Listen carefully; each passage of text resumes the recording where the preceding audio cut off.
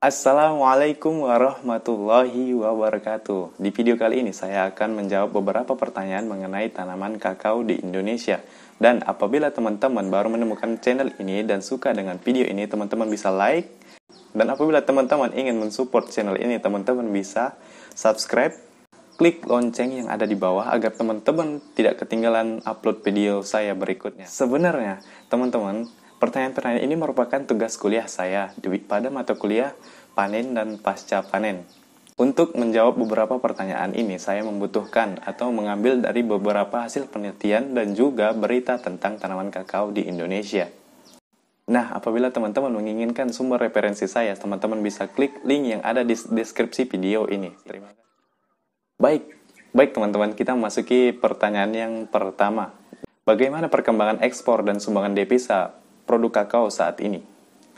Nah, untuk perkembangan ekspor produk kakao di Indonesia berdasarkan buku statistik tahun 2018 yang diterbitkan oleh Badan Pusat Statistik Indonesia, dua data yang dihasilkan.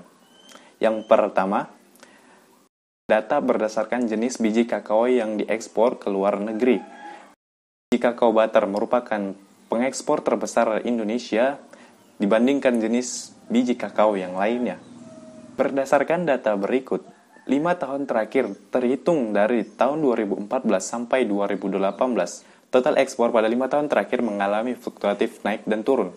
Peningkatan berkisar antara 6,78 sampai 7,53% per tahun, sedangkan penurunannya sampai 19,4%. Nah, kedua, berdasarkan tujuan ekspornya, didapatkan bahwa negara Malaysia merupakan negara tujuan terbesar selain 5 negara lainnya seperti Amerika, China, India, dan lainnya. Sedangkan untuk devisa yang disumbang dari produk kakao ini mencapai 1,13 miliar US dollar. Data ini saya peroleh dari website Kementerian Perindustrian Republik Indonesia. Saya mengutip perkataan dari Menteri Perindustrian Republik Indonesia, Airlangga Hartarto pada acara peringatan Hari Kakao Indonesia yang dilaksanakan pada tahun 2019 di Jakarta, mengatakan, pada tahun 2018, produk-produk hilir kakao tersebut mayoritas 85% diekspor sebanyak 328.000 ton, menyumbang devisa sebesar 1,13 miliar US dollar. Sedangkan produk kakao olahan yang dipasarkan di dalam negeri sebesar 58.000 ton atau sekitar 15%.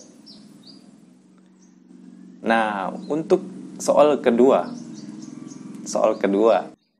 jelaskan apakah saat sekarang biji kakao atau biji coklat di Indonesia masih jarang difermentasi? Berdasarkan buku statistik kakao 2018, didapatkan hasil bahwa Sulawesi merupakan daerah terluas dan terbesar produksi kakaonya di Indonesia. Dengan hasil penelitian ini, saya menjadikan Sulawesi sebagai tolak ukur daerah-daerah lain untuk menangani proses pasca panen, terkhususnya proses fermentasi pada produk kakao. Berdasarkan jurnal penelitian, olahan biji kakao, produksi perkebunan rakyat, untuk meningkatkan pendapatan petani tahun 2018 dijelaskan bahwa para petani perkebunan rakyat di Provinsi Sulawesi Selatan belum memperhatikan mutu biji kakao. Karena pada umumnya petani di Sulawesi Selatan menjual hasil pertaniannya belum difermentasi. Jika petani mengolah biji kakao dengan teknologi fermentasi, maka akan mendapatkan mutu dan nilai ekonomi yang lebih baik. Selain peningkatan mutu dan ekonomi yang lebih baik, hasil penelitian juga menunjukkan bahwa pakan ternak dari limbah biji kakao yang difermentasi lebih baik daripada pakan ternak yang dihasilkan dari biji kakao yang tidak difermentasi. Baik, itu saja yang dapat saya sampaikan. Terima kasih sudah menonton videonya sampai akhir. Assalamualaikum warahmatullahi wabarakatuh.